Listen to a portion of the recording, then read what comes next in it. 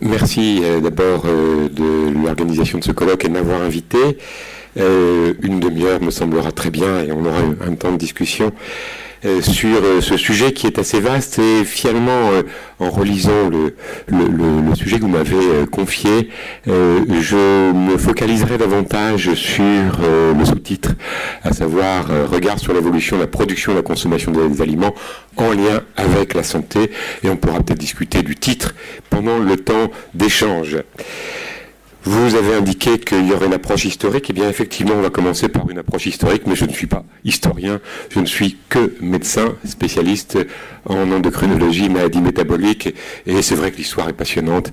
Et elle a quelque chose à voir avec l'alimentation. On va commencer tout de suite pour dire que vivre est dangereux, oui, effectivement, et que manger l'est-il ? C'est la question à laquelle aujourd'hui nous avons à répondre quotidiennement. Les médias nous assaillent, vous assaillent, parce que nous pensons que manger est dangereux.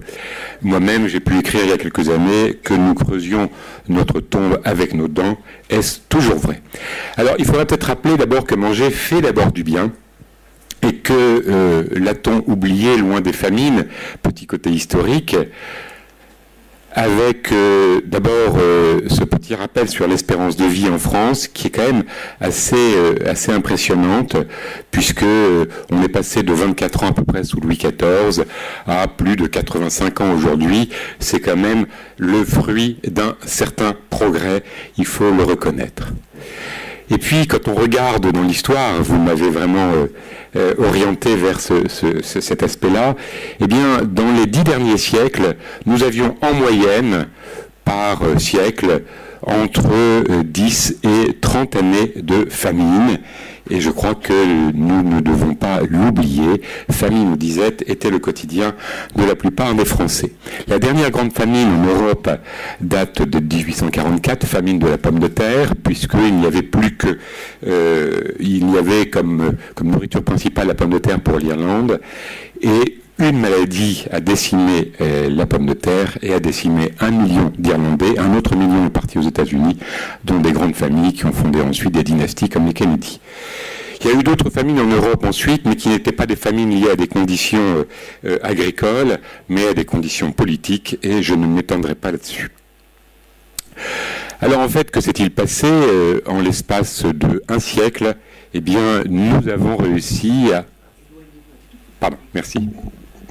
Nous avons réussi à augmenter la disponibilité alimentaire grâce à une augmentation très importante de la production, avec, bien sûr, on l'évoquera sans doute tout à l'heure, peut-être des revers, mais il ne faut pas oublier que le monde agricole nous a permis de satisfaire le premier de nos besoins alimentaires, qui est un besoin de sécurité en termes de quantité. Alors, effectivement, il y a quand même quelques problèmes qui surviennent, et c'est cela dont on m'a demandé de parler, à savoir l'évolution de l'homme et cet homo sapiens qui s'est progressivement constitué et qui arrive ici à l'homo, je ne sais pas comment il faudrait l'appeler, peut-être pourrait-on le caricaturer en disant qu'il a entre les mains un fast-food. Le problème est-il alimentaire ? Le problème est-il lié à la qualité des aliments ? Le problème est-il lié à notre mode de vie ? Le problème est-il lié à une interaction entre notre mode de vie, les aliments et des caractéristiques génétiques héritées de notre histoire ? C'est ce que nous allons essayer de voir. Alors d'abord, rappelons que notre condition humaine est quand même caractérisée par 3 éléments absolument fondamentaux qui ont émergé de façon violente, mais quand même pas forcément désagréable, depuis 100 ans environ. La première, qui est à droite, l'augmentation très très importante de la longévité, je vous l'ai indiqué, qui est un bénéfice indéniable dont nous bénéficions tous jusqu'au dernier jour, mais qui a comme revers une longue exposition aux agressions de toutes sortes, qui est d'abord le vieillissement, ensuite les ultraviolets, la pollution, les radiations ionisantes, le tabac, et pourquoi pas la nourriture si elle n'est pas adaptée. Deuxième élément très très important de notre condition de vie, c'est une apparition considérable de la sédentarité, dont nous sommes à la fois les victimes et en même temps dont nous sommes les acteurs, car nous cherchons toujours en permanence à en faire le moins possible. C'est dans la nature humaine de toujours raccourcir l'effort, et depuis toujours l'homme cherche à en faire le moins possible. En termes d'activité physique, c'est pas une critique, c'est un constat. Et puis troisième élément qui est quand même extraordinaire, c'est cette abondance alimentaire qui est devenue bien sûr dans certaines conditions excessives, mais rappelons quand même qu'il y a aujourd'hui en France 5 à 10 millions de personnes qui sont en difficulté sur le plan financier. Toujours est-il que l'interaction entre ces trois éléments peut aboutir, bien que ce soit d'abord un bénéfice, aujourd'hui à un risque de suralimentation, d'autant que nous dépensons peu et d'autant que nous sommes longtemps soumis à une longue vie et donc à des agressions. Vous voyez donc une difficulté et puis peut-être un constat qui n'est pas non plus une critique, mais qui est une réalité. Nous sommes passés de deux mondes, un monde où l'enfant le soir rentrait chez lui et demandait à sa mère dans les années 1860-1880, pour ne pas remonter trop loin, « Dis maman ce soir, est-ce qu'on mange ?» à un monde où l'enfant le soir rentre et demande à sa maman « Dis maman ce soir, qu'est-ce qu'on mange ?» Et donc cette évolution est considérable et bien sûr pose des problèmes alimentaires et c'est cela auquel nous sommes exposés. Et donc d'une certaine façon, il y a eu des bénéfices considérables, mais ces bénéfices nous posent des difficultés d'adaptation. C'est ce que nous allons essayer de voir d'un point de vue pratique ou d'un point de vue alimentaire. Du est-ce qu'on mange au qu'est-ce qu'on mange, voilà deux périodes, en notant tout de suite qu'il ne s'agit pas de considérer qu'il faudrait revenir à des temps passés, ils n'étaient pas forcément meilleurs, il n'y a aucun regret à avoir, mais il y a manifestement des conditions nouvelles auxquelles nous devons nous adapter, et je les ai déjà cités, l'abondance, la disponibilité alimentaire, et on évoquera peut-être ou peut-être pas encore d'autres conditions de notre mode de vie moderne.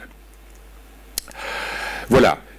Donc de la peur de manquer, qui a été une peur existentielle pendant des milliers d'années, nous sommes passés à une peur de manger, peut-être, avec dans les deux cas, finalement, pour la peur de manquer, eh bien, cette peur de ne pas avoir assez, et l'homme est conditionné pour stocker, car pendant des années, il a dû essayer de lutter pour ne pas succomber au manque alimentaire. Donc l'homme a une capacité à stocker qui est une réponse à la peur de manquer qui a existé pendant longtemps, et aujourd'hui, alors que nous sommes en situation d'abondance, une peur de manger existe. Vous savez que l'anorexie mentale n'existe pas dans les pays pauvres, elle n'apparaît que quand nous devenons riches, ce qui est là aussi peut-être une bonne chose.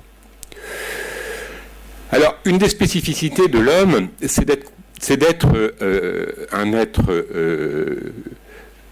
humain mangeur, omnivore. Et cet omnivorisme, qui est une réalité biologique absolument incontournable, nous conduit à manger de tout, à nous obliger à manger de tout. Et pour manger de tout, nous avons des mécanismes d'adaptation qui existent, qui sont que nous avons un plaisir renouvelé à manger des aliments nouveaux. Chaque fois qu'un aliment nouveau apparaît sur la table dans notre assiette, nous avons un plaisir supplémentaire, alors que si nous ne mangions que le même aliment au cours du même repas, nous nous lasserions très vite. Donc vous voyez, nous sommes poussés par le plaisir et donc grâce à l'appétit et à un mécanisme qui s'appelle le rassasiement sensoriel spécifique, à chercher à manger varié. Mais le fait de manger varié nous conduit aussi à être confrontés à des aliments inconnus, à des aliments nouveaux.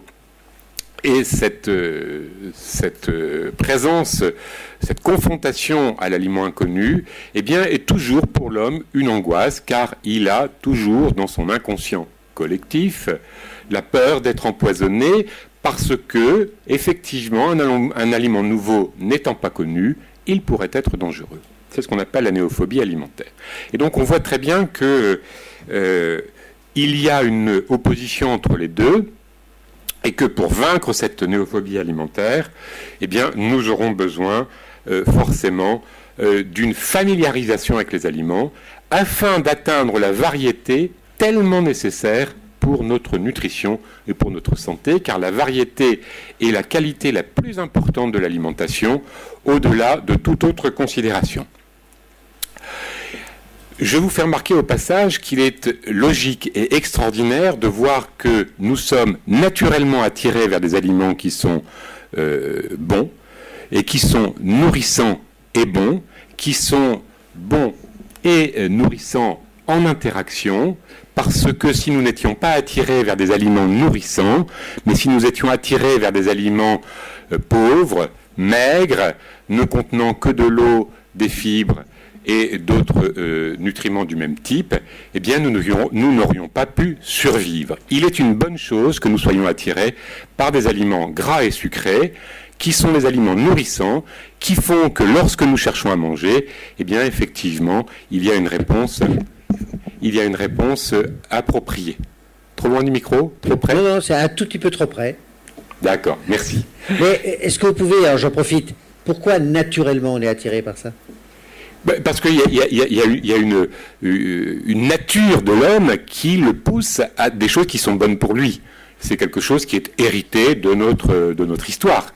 Si nous n'étions pas attirés vers des aliments bons et nourrissants, nous n'aurions pas survécu. Alors, ceci pour nous faire manger, et donc c'est peut-être un discours qui est un petit peu étonnant dans l'environnement actuel où on nous dit le gras et le sucré sont dangereux, le gras et le sucré sont nécessaires, et il est nécessaire qu'on soit attiré vers des aliments qui soient nourrissants, je le répète. Alors le problème est peut-être celui de l'abondance. Je voudrais souligner également que cette attirance, elle a un début et une fin, et que lorsque nous mangeons nos aliments et qu'au bout du repas nous sommes rassasiés, nous avons une satisfaction qui sera d'autant plus significative que cet aliment non seulement nous remplit en volume, le rassasiement, le plein de l'estomac, mais aussi d'un point de vue métabolique, c'est-à-dire nous fait réellement du bien et nous permet de tenir le coup pendant un certain temps, qui est le temps de la satiété. Autrement dit, un bon aliment, c'est un aliment qui est à la fois satisfaisant parce qu'il va stimuler l'appétit, rassasiant parce qu'il va nous permettre d'arrêter de manger à un moment donné, et nourrissant parce qu'il va nous permettre de tenir pendant un certain temps. Et donc le plaisir alimentaire, si vous voulez, n'est pas simplement quelque chose qui est un luxe supplémentaire, c'est une nécessité physiologique qui est dans notre nature. Ce qui est bon est bon, ce qui est bon pour l'homme est bon pour lui, ce qui est bon à son palais est bon pour lui, et ce plaisir est moteur et régulateur de la prise alimentaire, et c'est une bonne chose de le rappeler. Cela permet la variété, et cela permet aussi la correction d'une sensation assez désagréable qui s'appelle la faim. Alors évidemment, le problème, c'est que s'il y en a beaucoup de ces aliments, et c'est pourquoi je reprends un peu le titre, des aliments préparés, il est aussi logique que face à cette nature que nous ne pouvons pas gommer, eh bien, en présence d'aliments très stimulants, nous pouvons avoir des problèmes de choix et de régulation. Là, je vais passer, puisque c'est à peu près la même chose que ce que j'avais indiqué tout à l'heure, et j'ai envie de dire que notre génétique date. Alors, c'est une critique un peu aisée, et je ne la remettrai pas en question, mais analysons un peu ce que je viens de vous dire. Premièrement, elle date puisqu'elle est adaptée à une relative pénurie alimentaire. Nous avons été en pénurie alimentaire pendant, sans doute, au moins 1 million d'années. Sans doute, au moins. Et donc, nous avons acquis ce qu'on appelle un phénotype d'épargne métabolique, donc la capacité à stocker, ce qui est fort bien pour survivre quand il n'y a pas grand-chose à manger, mais est problématique lorsqu'il y a abondance. Nous sommes également adaptés à une faible variété alimentaire, parce que quand il y avait peu à manger en variété, il fallait qu'on soit attiré vers des aliments qui étaient plaisants. Si on n'était pas attiré, si on ne se lassait pas de manger toujours le même aliment, on n'aurait pas survécu, mais en situation d'abondance et de variété alimentaire, eh bien, cette qualité qui nous permettait de lutter contre la monotonie et donc les carences nous conduit à surmanger, à manger de trop. Alors, quand je dis nous, c'est vous, c'est moi, c'est les autres, c'est tout le monde. Nous sommes aussi, sans doute, adaptés à un milieu pauvre en sel, puisque dans la nature, et cet après-midi, M. Ménéteau en parlera, dans la nature, les aliments sont pauvres en sel. Les aliments naturels, entre guillemets, sont pauvres en sel, que ce soit les produits végétaux ou les produits animaux, ils sont pauvres en sel. Et donc, comme nous avons besoin de sodium, nous avons des mécanismes qui nous permettent de retenir le sel. De retenir le sel. Mais si le sel est trop abondant, continuez à le retenir, on le retient de trop. Et puis, je donnerai un quatrième exemple. Nous sommes adaptés à des aliments qui sont riches en oméga 3 parce que il y a une impossibilité pour l'homme de passer des oméga 6 à oméga 3 et il faut absolument que nous puissions consommer directement des oméga 3. Or, aujourd'hui, nous avons dans notre environnement alimentaire des acides gras oméga 6 qui ont pris le pas sur les oméga 3. C'est une difficulté supplémentaire. Voilà, ici je vais passer, puisque c'est à peu près la même chose, simplement pour redire que puisqu'il faut maintenir un corps en vie et en survie, il faut absolument que notre organisme fasse tout pour défendre le tissu adipeux, qui est l'élément de la survie, mais bien sûr, en situation d'abondance, en situation de sédentarité, cela pose des problèmes. Nous continuons cependant à défendre notre tissu adipeux et c'est pourquoi il est si difficile d'inverser la tendance lorsque l'on prend du poids. Ce gène économe, c'est-à-dire cette capacité, ce phénotype d'épargne métabolique, cette capacité à épargner, à économiser, d'où vient-il ? D'où vient-elle ? Il y a plusieurs hypothèses, j'en citerai 3 très rapidement. La première, je l'ai déjà indiqué, c'est le fait que nous avons été sans doute sélectionnés par l'histoire de l'humanité à ce que seuls aient survécu, ou majoritairement aient survécu, ou mieux survécu, ceux qui sont capables de s'adapter et d'économiser. Et donc, en situation d'abondance, vous voyez ce que ça donne. Une autre hypothèse, c'est que notre cerveau a besoin de sucre 150 grammes, 140 grammes par jour. Et lorsque l'homme, pendant longtemps, n'avait peu de glucides et beaucoup de protéines dans son alimentation, lorsqu'il était chasseur-cueilleur, eh bien, il fallait absolument qu'il puisse quand même fournir du sucre à son cerveau. Et pour cela, il a développé ce qu'on appelle une insulinorésistance, c'est-à-dire une diminution de l'utilisation périphérique du glucose au profit des acides gras, une capacité à produire du sucre par le foie. Tout ça va très bien tant qu'on est actif et tant qu'il y a peu de glucides à index glycémique élevé dans l'alimentation, mais dès lors qu'on devient sédentaire et que les glucides raffinés à fort index glycémique apparaissent dans l'alimentation, eh bien tout ceci nous pose des problèmes et l'insulinorésistance va conduire à une élévation du risque de diabète. Je passe, puisque c'est le même discours, je passe aussi, je ne passe pas parce que c'est une troisième hypothèse qui est intéressante, à savoir que il n'est pas exclu que l'évolution soit une coévolution de notre flore microbienne, à savoir que notre flore, c'est pas nous, mais c'est une partie de nous, c'est une espèce de saprophyte, hein, c'est comme du gui sur un chêne, et cette flore, eh bien, joue un rôle favorable pour nous, et elle a peut-être été sélectionnée en quelque sorte pour être capable, alors que nous avions des faibles apports énergétiques dans l'histoire de l'humanité, d'être une flore qui développe une forme d'économie, qui retient l'énergie plutôt que de la perdre. Et auraient aussi survécu ceux qui sont plus adaptés par leur flore à cette capacité à retenir l'énergie. Mais lorsque un excès de graisse, un déficit en fibres apparaît, les fibres jouent un rôle sur la flore, j'en parlerai pas tout de suite, eh bien, cette capacité peut poser des problèmes. Puisque nous avons la même flore et puisqu'elle est peu modifiable, nous retenons l'énergie. Donc le problème n'est peut-être pas tant dans les aliments que de l'interaction entre les aliments et la nature humaine.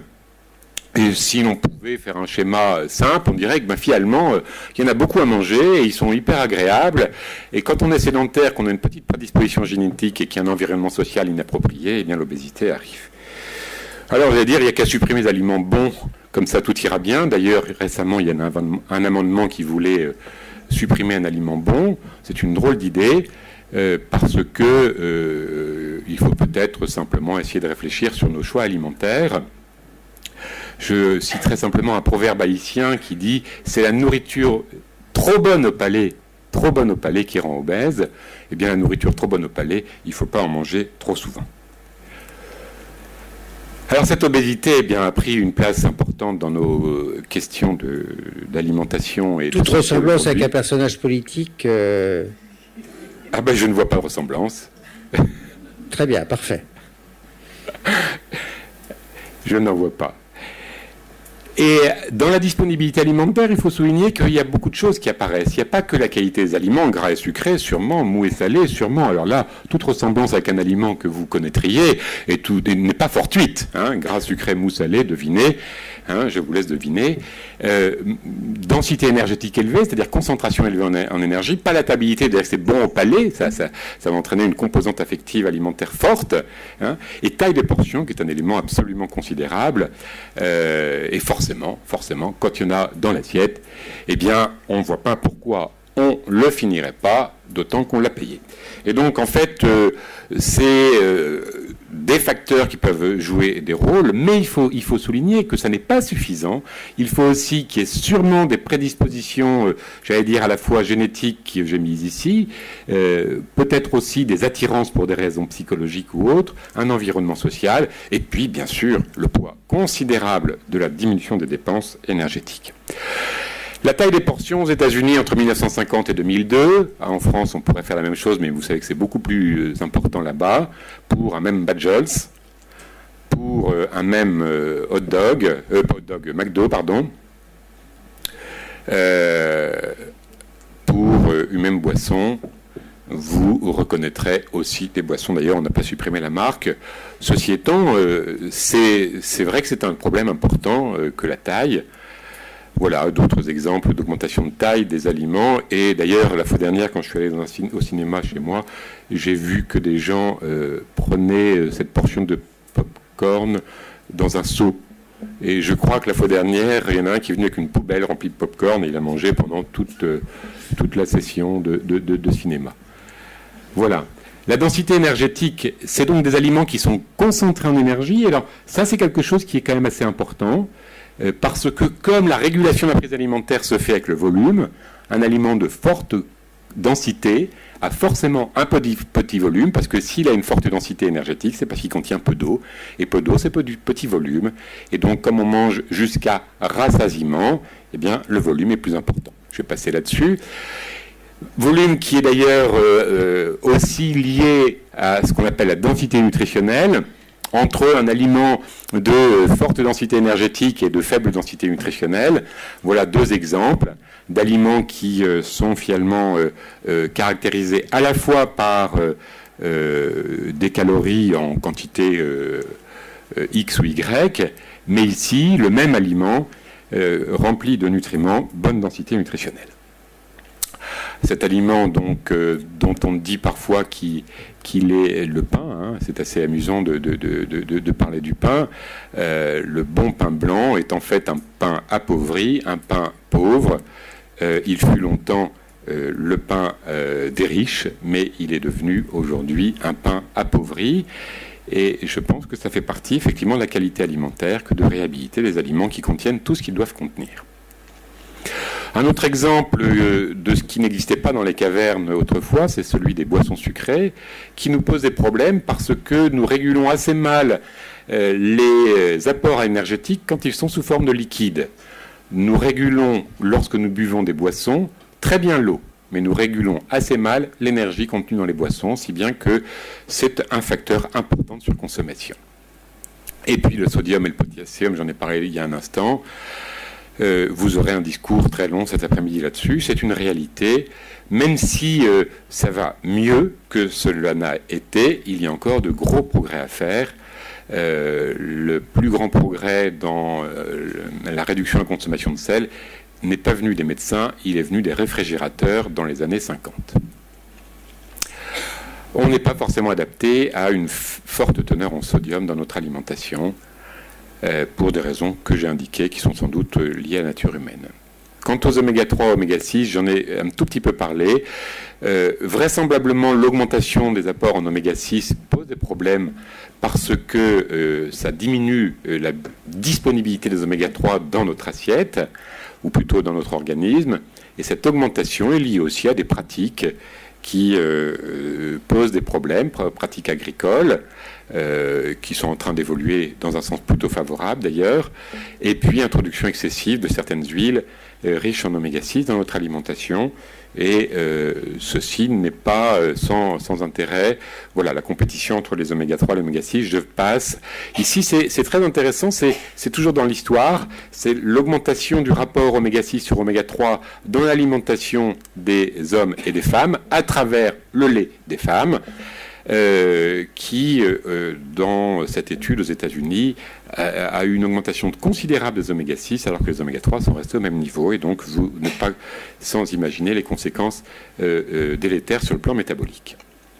Alors, il y a des options aujourd'hui qui deviennent intéressantes et à laquelle on contribue d'ailleurs, puisqu'on travaille beaucoup sur cette question, qui est de modifier l'alimentation humaine en modifiant l'alimentation animale, sans qu'on la traficote, simplement en essayant de retrouver des pratiques alimentaires qui ont un sens, comme par exemple le lin, le chanvre ou la luzerne, qui sont des aliments intéressants, ou éventuellement pour les poissons ou pour les poules, comme nous le faisons actuellement en utilisant les microalgues. Voilà, il y a une augmentation très très importante dans notre alimentation aux oméga 6, qui est le résultat de pratiques agricoles qu'on ne soupçonnait pas. Hein. Il y a une ignorance qui maintenant est en train d'être comblée. On progresse sans arrêt. Voilà, je vais passer là-dessus parce que le temps est compté, pour dire que c'est pas si simple que ça finalement d'équilibrer son assiette, parce qu'entre tous ces rapports, et j'en ai cité quelques-uns, comment faire? Alors, eh bien, pour le faire, il faut, je regarde ma montre, rassurez-vous, il faut d'une part jouer sur la quantité, on en a parlé, c'est très important. Alors il y a le travail des industriels qui doivent réduire les portions, il y a aussi nous qui devons réduire ce que nous mettons dans nos assiettes, si nous ne réduisons pas la taille de nos assiettes. Il y a bien sûr d'autres aspects que j'ai évoqués, la densité énergétique, l'activité physique est considérable, mais il ne faut pas négliger l'aspect qualitatif de notre alimentation, avec bien sûr différents aspects, la diversité alimentaire, j'en ai parlé, la densité nutritionnelle, j'en ai parlé, la nature des acides gras, j'en ai parlé, l'index glycémique, j'en ai un peu parlé, mais aussi, je voudrais insister sur d'autres choses, comme par exemple le mode de cuisson, qui est une étape importante. Voilà, je vais passer là-dessus pour rappeler que l'équilibre alimentaire, c'est toujours quelque chose qui est complexe, mais qui finalement ne doit pas nous décourager. C'est en permanence la résultante d'un déséquilibre que nous sommes en permanence en train de corriger. Vous savez, pour vous qui êtes professionnels de la santé et de la nutrition, que nous n'équilibrons pas notre repas ni sur un aliment, ni sur un repas, voire même pas toujours sur une journée, mais sur des périodes un peu plus longues. Alors, les trois principes que nous avons édictés depuis longtemps, on ne les a pas inventés, c'est le constat de la sagesse. Il n'y a pas de mauvais aliments, seuls les excès le sont, et certains aliments vont conduire plus vite à des excès, c'est sûr. Donc il faut la modération, il n'y a pas d'aliments parfaits, et donc cela justifie la variété. Il n'y a pas non plus d'aliments indispensables, seuls les nutriments le sont. Parce qu'il y a différentes voies pour arriver au même résultat en matière d'alimentation. Je dirais volontiers, le pain n'est pas indispensable, mais les fibres le sont. La viande n'est pas indispensable, mais les protéines le sont. Et peut-être que manger des fibres et manger des protéines, on peut y arriver en mangeant du pain et de la viande, pour donner deux exemples. Alors malheureusement, si vous voulez, il y a une dichotomie qui s'est installée dans l'esprit des gens, à la faveur sans doute des mauvais discours de nutrition et de santé, qui sont de faire croire qu'il y a des mauvais aliments et des bons aliments. Alors j'en ai mis une partie des deux côtés, une partie d'un côté ou de l'autre. Vous savez, ça évolue au gré des modes, et ça n'est pas une bonne chose que de voir notre nutrition ainsi. Ce qui est certain, c'est que certains aliments, bien sûr, ont tous les aliments ont des propriétés, certains en ont plus que d'autres, mais pour autant, c'est pas parce que on trouve beaucoup de bonnes choses dans les huîtres qu'on est obligé de manger des huîtres pour avoir de la vitamine B12, et je pourrais faire la même chose pour d'autres aliments qui, culturellement, ne nous ravissent pas, serpents, sauterelles et autres mygales. Voilà, alors je terminerai sur la qualité des aliments avec quelques petits aspects sur les différentes étapes du champ à l'assiette, de la fourche à la fourchette, comme on dit classiquement, pour dire que à tous les moments, il peut y avoir des altérations, il ne faut pas les dramatiser. Il y a bien sûr des aspects qui sont liés à la composition issue de l'agriculture, mais il faut savoir que la nature même des plantes, leur génétique est plus importante encore que le mode cultural, ce qui est un petit peu moins vrai pour les animaux, notamment en matière de graisse, de composition en graisse, notamment pour les monogastriques. Et puis ensuite, toutes les étapes de transformation, la distribution, la conservation, la préparation. Il y a à la fois des ajouts, il y a des pertes, il y a des améliorations qui sont liées à la cuisson, qui sont liées à la conservation, qui sont liées à tout ceci, cela. C'est tout à fait important. Mais voilà, aucune des étapes n'est clé, toutes sont à considérer. Parmi celles-ci, la cuisson est un élément très très important et nous travaillons aussi là-dessus. La nécessité de respecter les aliments en les cuisant de façon adéquate, ni trop peu, ni tout cru, ni tout cuit, ni trop cuit. Et on attire beaucoup l'attention aujourd'hui sur les effets de certains modes de cuisson excessifs pour notamment les produits animaux. Simplement, par exemple, pour vous donner une petite idée, puisque un soupçon d'épidémiologie ne fait pas de tort, ça c'est une revue de la littérature qui montre que la cuisson appuyée ou la consommation appuyée de viande bien cuite multiplie par 2 à 8 le risque de cancer du côlon ou de 2 à 4 le risque de cancer du sein, quelque chose qu'on ne dit pas assez. Voilà, donc alchimie, variété, combinaison, le yin, le yang, le pour, le contre, le oui, le non, le plus, le moins. Pour nous, c'est notre credo en quelque sorte. Variété, c'est équilibre. Variété, c'est sécurité.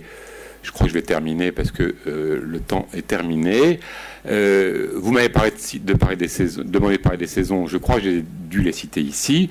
Ça fait partie effectivement des plus que de respecter les saisons et donc le terroir. Et puis aussi dans une dimension écologique de proximité, c'est le locavorisme. C'est intéressant à développer. Et puis, tout cru, tout cuit, des études amusantes qui montrent, par exemple, sur le plan épidémiologique, que si vous mangez des fruits et des légumes, et j'étais persuadé du contraire, quand ils étaient colorés, c'était formidable pour la prévention des maladies cardiovasculaires, et ben pas de chance. C'est les fruits et les légumes de couleur blanche qui nous font basculer dans la prévention des accidents vasculaires cérébraux. Et ici, c'est les légumes et les fruits crus qui nous font basculer du côté de la prévention des accidents vasculaires cérébraux, comme quoi... Je vais terminer, parce que voilà, la conclusion. Qu'est-ce qu'un aliment correct ? C'est un aliment qui est bon au goût, je vous l'ai indiqué. Si on vous dit c'est bon pour vous, mais c'est pas bon, je ne sais pas si on va séduire. C'est un aliment identifiable, et non pas, comme le disait Claude Fischler il y a quelques années, un OCNI, un objet comestible non identifié. Et c'est pas l'étiquetage qui va nous sortir de l'affaire. C'est des qualités intrinsèques respectées. C'est important que l'aliment soit au mieux de sa forme, et il y a des progrès qui sont à faire et qui ont déjà été faits et qui sont encore à poursuivre. Un aliment sûr, un aliment rassurant qu'on connaît. Voilà un petit peu ce qu'est une bonne alimentation. Je terminerai en disant que avec tout ça, eh bien, l'homme doit rester ce qu'il est, c'est-à-dire un omnivore, gourmand, par nécessité et, j'allais dire, par superflu, pourquoi pas, de temps en temps. Un mangeur social aussi, c'est extrêmement important de garder le partage alimentaire comme élément régulateur de notre vie en société, mais aussi de notre comportement alimentaire. Intermittent, donc il mange à table, il ne mange pas tout le temps. Et un mangeur qui transforme, c'est-à-dire quelqu'un qui agit sur son avenir en cuisinant. Voilà, merci de votre attention et je suis à votre disposition pour 10-15 minutes. Alors, merci professeur. Alors, nous qui avons tous du cholestérol, du diabète, qui aimons aller au restaurant, qui de temps en temps nous arrêtons dans les McDo, qui regardons sur Arte Silex on the City. Si vous ne regardez pas, je vous le conseille parce qu'il y a plein de choses qui rejoignent dans ce petit feuilleton de fin d'après-midi ou de début de soirée qui passe sur Arte. Il y a plein de choses qui rejoignent ce que vous venez de nous dire. Est-ce que nous sommes plus inquiets ou moins inquiets après vous avoir écouté? À vous de dire. Moi, je suis confiant. Alors, je suis confiant. Vous avez dans l'accoudoir qui est sur le côté gauche de votre siège un micro qu'il suffit de lever et d'appuyer sur le petit bouton. Avez-vous des questions, des commentaires, des interrogations? Allez, le matin c'est un peu dur, on a un quart d'heure devant nous. Madame, alors, vous levez, vous appuyez sur le bouton. Oui, bonjour. Bonjour, professeur. Je suis nutritionniste, c'est-à-dire docteur en physiologie de la nutrition, et je consulte surtout des personnes en surcharge pondérale. Je trouve que votre exposé nous donne de l'optimisme d'une certaine manière, parce que c'est vrai qu'on a un grand choix d'aliments et la variété est très importante dans notre alimentation. Puis moi j'ai quand même quelques inquiétudes face à des patients qui ont pas mal de troubles digestifs en plus de leur surcharge pondérale. Et je suis un peu inquiète sur les modes, les modes de culture. Vous avez parlé de l'augmentation du rendement du blé, effectivement. Mais qu'en est-il de la composition du blé? Puisque j'ai beaucoup de patients qui ont une hypersensibilité au gluten et je me questionne sur la qualité du blé d'aujourd'hui. Est-ce qu'elle a vraiment évolué? Les protéines du gluten sont-elles les mêmes qu'autrefois? Ou alors c'est nous qui les tolérons moins bien? Est-ce que la flore intestinale est moins adaptée? Voilà, ma question par rapport à l'évolution du blé. C'est intéressant. La composition du blé n'évolue pas dans sa nature même. Ce qui augmente, c'est la productivité. Et donc, il y a des blés qui peuvent être un petit peu plus riches en protéines que d'autres. Ce sont des blés qui seront d'ailleurs utilisés de façon distincte, blé tendre, blé dur, pour le semoule ou pour les farines. Mais le gluten reste le même. Le gluten, c'est la gliadine et d'autres protéines associées. Et ça ne change pas. Alors, vous observez des sensibilités au gluten. C'est une mode, effectivement, qui n'a pas encore tout à fait trouvé sa confirmation scientifique. Sensibilité ne veut pas dire intolérance, ne veut pas dire allergie, veut dire qu'on trouve simplement des IgG qui signalent que la personne a été exposée au gluten et qu'elle produit des IgG. Est-ce que cette sensibilité est plus importante qu'avant? On n'a pas d'études par rapport à avant parce qu'on ne mesurait pas cela. On a des gens qui le disent, et effectivement, il y a vraisemblablement parmi ces gens-là une petite proportion de gens qui sont intolérants vraiment au gluten, comme une maladie cœliaque, et qui ne le savaient pas, qui sont des intolérants silencieux. C'est possible. Je pense qu'il faut continuer chez ces gens-là, avant de les soumettre à vie à un vrai régime sans gluten, il faut continuer pour l'instant à réaliser une biopsie intestinale pour confirmer la maladie cœliaque. Je pense que c'est quand même quelque chose qui est trop prégnant sur nos choix alimentaires pour se passer de ce diagnostic. Pourquoi y aurait-il plus de gens qui sont intolérants au gluten, sûrement parce qu'il y a des formes qu'on ne connaissait pas et qui apparaissent. La sensibilité au gluten n'est pas une intolérance au gluten, j'ai dit ce que j'en pensais, c'est quelque chose qui est un marqueur, mais n'est pas une maladie. Y a-t-il une modification de notre flore qui pourrait expliquer cela? Il est certain que notre flore est quelque chose d'extrêmement important. On ne sait pas très bien si elle a évolué dans le temps, puisqu'il n'y a pas d'histoire, on n'a pas de connaissances sur la flore d'il y a 50 ou 100 ans précisément, mais c'est vrai qu'elle est différente et il est possible qu'elle puisse se transmettre aussi. Est-ce que c'est celle-là qui expliquerait non pas une sensibilité au gluten, mais des troubles digestifs? C'est possible. Je pense qu'il faut être prudent avant de considérer que c'est la faute au blé et au changement de production, de nature de production. Je pense qu'il faut être prudent.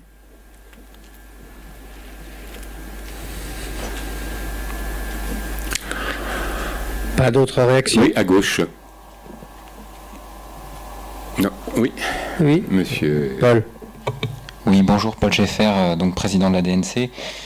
Moi, j'aimerais bien revenir sur un peu cette tension qu'il y a entre essayer de changer les comportements de la population et essayer de changer l'environnement, et c'est-à-dire notamment la qualité des produits, ce genre de choses, parce que moi j'ai quand même l'impression qu'on demande énormément aux gens de changer, mais j'ai l'impression que la pression marketing et les aliments sont tellement séduisants, comme vous l'avez aussi souligné, que je me dis, est-ce que c'est pas aussi un peu mettre trop la responsabilité sur les personnes, quand on sait que les programmes nutrition, par exemple, je crois que le PNNS, le budget c'est 50 millions d'euros, alors que le budget du marketing de Danone c'est 400 millions d'euros. Donc, est-ce que voilà, il faudrait pas non plus quand même essayer de mettre l'accent sur et là, je crois qu'on n'a pas réussi vraiment à enclencher quelque chose qui infléchit vraiment la tendance.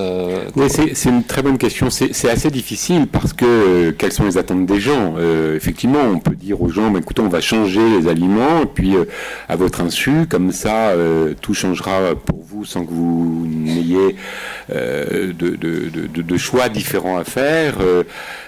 Mais quand on change la composition, on change aussi les qualités organoleptiques. Si c'est des moins attirants, eh bien ça se vend moins. Donc c'est pas facile. On voit toute la difficulté pour le sel. Donc il faut agir à mon avis sur les deux. Ça dépend sans doute des domaines. Il faut éduquer les gens par exemple à manger moins salé. Il faut leur dire. Il faut aussi moins saler les aliments, mais il faut y aller par étapes. Alors un exemple quand même. À mon avis, caractéristique de ce que vous soulignez, c'est celui des acides gras. Parce que changer la composition d'acides gras de notre alimentation via l'alimentation animale, je fais référence à la filière bleu blanc cœur que vous connaissez tous, c'est quelque chose qui ne change pas fondamentalement le goût, la nature des aliments, n'est pas difficile, permet d'améliorer à l'insu, entre guillemets, des gens, des paramètres de façon intéressante. Voilà un bon exemple. Il est évident qu'il faut quand même, globalement, que des deux côtés, il y ait une contribution du côté de l'agro-industrie qui est prête à faire des choses, mais elle le fera que si les gens le demandent et si les gens acceptent de manger des aliments un peu moins sucrés, un peu moins salés, un petit peu moins gras. Mais comme je l'ai dit tout à l'heure, moi je pense quand même que le problème n'est pas que dans les aliments, il est aussi dans l'éducation, puisque comme nous sommes naturellement attirés, je l'ai dit, par les aliments nourrissants, et c'est comme ça, on n'y peut rien, il faut aussi que les gens comprennent qu'en mangeant peu d'un bon aliment très riche, très gras, très sucré, ben, tout va bien. Tout va bien. Je donnerai l'exemple tout simple du fromage. Si vous aimez le fromage, qui est mon cas, il vaut mieux manger un petit peu de très bon fromage que beaucoup de mauvais fromage. Et pour d'autres aliments, la plupart des gens comprennent bien cela. On donnera l'exemple du chocolat, par exemple. Donc il y a un côté éducatif. Sinon, on est toujours en train de faire peur aux gens. Mais je n'ai pas vraiment de réponse à votre question. J'ai simplement quelques petites pistes. Je trouve que c'est une question difficile et importante. Oui. Oui, bonjour, Sylvain Duval de l'ADNC. Moi, ça fait plusieurs années que je travaille sur les idées reçues sur le cholestérol et les acides gras. Donc pour le cholestérol, il y aura Michel Delargeril et je voudrais profiter de votre présence. Est-ce que vous pourriez en quelques mots nous expliquer parce que la polémique porte sur les acides gras saturés qui sont toujours vilifiés. Et là, puisqu'on a un spécialiste, est-ce que vous pourriez dire quelques mots qui rassureraient les gens sur, parce que je sais que c'est très complexe, mais sur les acides gras et pourquoi c'est faux, cette idée reçue que les acides gras seraient les plus mauvais du monde. Mais oui, vous n'avez pas beaucoup de temps. Oui, non, mais c'est très bien, c'est vraiment une très très bonne question. Alors, deux choses sur le cholestérol, je connais très bien Michel de Delargeril que vous verrez cet après-midi. Je ne voudrais pas... Il est là. Il est là, voilà. Notre ami est là, donc... Il a apporté une contribution importante en soulignant l'importance de l'alimentation. Ce qui ne veut pas dire que dans des cas d'hypercholestérolémie sévère, il ne faille pas passer aussi à un stade supplémentaire par rapport à l'alimentation. Donc ça, c'est un premier point de vue. Donc sa contribution va dans le même sens que moi, à savoir porter notre attention prioritairement sur l'alimentation. En sachant que l'alimentation a cette particularité et ce défaut de ne pas jouer que sur le cholestérol. Et c'est pourquoi, si vous voulez, les choses ne se voient pas toujours. Alors, les acides gras saturés, puisque c'est votre question principale, eux, ils jouent sur le cholestérol. Donc, on a dit, les acides gras saturés jouent sur le cholestérol, donc, très bien, il faut les diminuer. C'est vrai que les acides gras saturés en grande consommation, dans de nombreuses études, ont montré qu'ils étaient associés non seulement à une augmentation du cholestérol, mais du risque cardiovasculaire. Mais on en a déduit à tort que les acides gras saturés étaient mauvais. Ça n'a pas de sens. D'abord, on ne comprendrait pas pourquoi un nutriment soit mauvais, ou alors pourquoi il serait dans la nature. Enfin, moi, j'ai une vision finaliste des choses, vous l'avez perçu. Ensuite, ces acides gras saturés sont réellement importants. Alors, la confusion vient un peu des physiologistes qui ont dit, il y a deux sortes d'acides gras. Il y a ceux qui sont indispensables, il faut absolument les manger parce qu'on ne peut pas les fabriquer, et puis il y a les autres. Et les autres, on peut les fabriquer. Et le raisonnement est bon, mais il est biaisé. Parce que c'est pas parce que vous pouvez les fabriquer qu'ils ne sont pas extrêmement importants. La preuve, quand on n'en mange plus, l'organisme en fabrique. Il en fabrique pour en avoir assez. Et donc, c'est extrêmement important d'avoir dans notre alimentation des acides gras saturés. C'est d'ailleurs ridicule de les supprimer. Premièrement, on ne peut pas. Et deuxièmement, quand on les supprime, l'organisme en fabrique dans le foie avec ses sucres. Donc, aucun problème pour remettre à niveau. C'est donc des acides gras qui ont une utilité. Ensuite, sur le plan des études épidémiologiques d'observation, puis d'intervention pour essayer de démontrer leur caractère délétère, on s'est heurté à une chose assez simple, c'est que chaque fois qu'on entraînait une diminution des acides gras saturés, il y avait obligatoirement une augmentation des polyinsaturés, puisque c'est toujours un petit peu les monos beaucoup moins. On n'a jamais réussi à démontrer clairement qui était le facteur bénéficiaire des réductions observées du risque cardiovasculaire. Vraisemblablement, c'est un petit peu les deux, mais des études plus récentes ont montré que s'il y avait un effet des acides gras saturés sur le risque cardiovasculaire, il était sans doute beaucoup plus faible qu'on l'imaginait. Et je vais vous donner une proportion dans les études les plus délétères, c'est-à-dire plus négatif. Le risque associé à une augmentation significative d'acides gras saturés est d'environ 1,15, c'est-à-dire 15% d'augmentation. C'est absolument, je ne vais pas dire dérisoire, mais c'est très très faible par rapport au poids, par exemple, de l'obésité ou du tabac ou de la sédentarité, qui n'ont rien à voir. On est dans des proportions qui sont beaucoup plus importantes. Faut-il pour autant encourager une consommation excessive de gras saturés? Sûrement pas. En France, combien en consomme-t-on? Environ 15% de notre ration énergétique, et les savants dont j'ai fait partie il y a 2 ans, alors vous voyez toute ma modestie, ont dit 12% dans le rapport de l'ANSES. C'était une blague, la modestie, bien entendu, 12%, et nous on est à 15%, donc il faudrait un peu réduire. Oui, curieusement, la France est le pays européen qui consomme le plus d'acides gras saturés, qui a le moins de maladies cardiovasculaires. Alors, bon, qui veut dire, non pas qu'ils ne jouent pas, mais qu'ils ne jouent pas à eux tout seuls de façon suffisamment importante pour être responsables de tous les maux de la Terre. Donc il faut arrêter de diaboliser les aliments et également les nutriments. Les nutriments ont tous leur rôle, mais trop d'acides gras saturés, c'est sûrement pas intéressant. Trop peu, c'est sûrement pas intéressant. Voilà. Question tellement compliquée que c'est une réponse un peu compliquée. Alors, est-ce que, avant de passer aux prochains intervenants, est-ce qu'on peut revenir sur des choses un tout petit peu moins techniques, influence des milieux sociaux et influence du niveau de vie? Alors ça, c'est vraiment extraordinairement important. Moi, je fais, à l'Institut Pasteur, on a des activités nombreuses de recherche, de formation et de santé publique. Et pour nous, en termes de santé publique, que voyons-nous? On voit aujourd'hui que les Français se nourrissent bien, dans l'ensemble, beaucoup mieux qu'avant. Il y a des problèmes, il y a des maladies, je dis toujours, il y a des maladies dans lesquelles la nutrition joue un rôle. Mais les seules maladies nutritionnelles, ce ne sont pas les maladies que nous citons, obésité, athérosclérose, cancer. Les seules maladies nutritionnelles sont les maladies carentielles. Les autres maladies ne sont pas des maladies nutritionnelles, ce sont des maladies dans lesquelles la nutrition joue un rôle. Ce rôle est variable, selon les individus, selon la génétique, selon plein de choses. Donc, il y a aujourd'hui une amélioration importante de la nutrition en France, même s'il y a des maladies dans lesquelles la nutrition joue un rôle, mais qui c'est dû à la sédentarité, la génétique, le mode de vie, etc., et la longévité. Par contre, on observe quand même que si la situation sanitaire est plutôt bonne, on gagne à peu près 1 mois tous les trimestres d'espérance de vie, à peu près. Et dans l'ensemble, plutôt de qualité de vie en même temps. Par contre, il y a 5 à 10 millions de gens qui sont en difficulté, et c'est dans ces populations-là que nous trouvons le plus d'obésité, le plus de maladies cardiovasculaires, le plus de cancers. Alors vous allez dire, c'est pas des maladies nutritionnelles, c'est des maladies dans lesquelles la nutrition joue un rôle. Et donc, notre focus doit aujourd'hui se porter, non pas de terroriser la plupart des Français en disant vous mangez mal, vous voyez pas, on vous empoisonne, etc., les graisses saturées, l'huile de palme, etc. Le sel, c'est d'accord. Il y a un problème, mais voilà. Mais par contre, de s'intéresser aux conditions socio-économiques. C'est ça le plus important, c'est les conditions socio-économiques. Alors, à la limite, je vais dire un truc qui est idiot. Un truc de plus idiot, c'est que en fait il faudrait enrichir les gens et ça irait mieux, mais on est mal parti.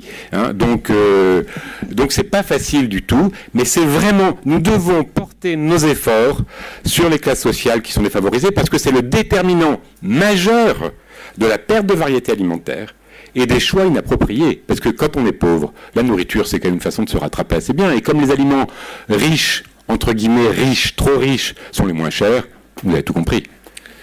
Merci, monsieur Le Cerf. Merci, professeur. Vous ne nous abandonnez pas, donc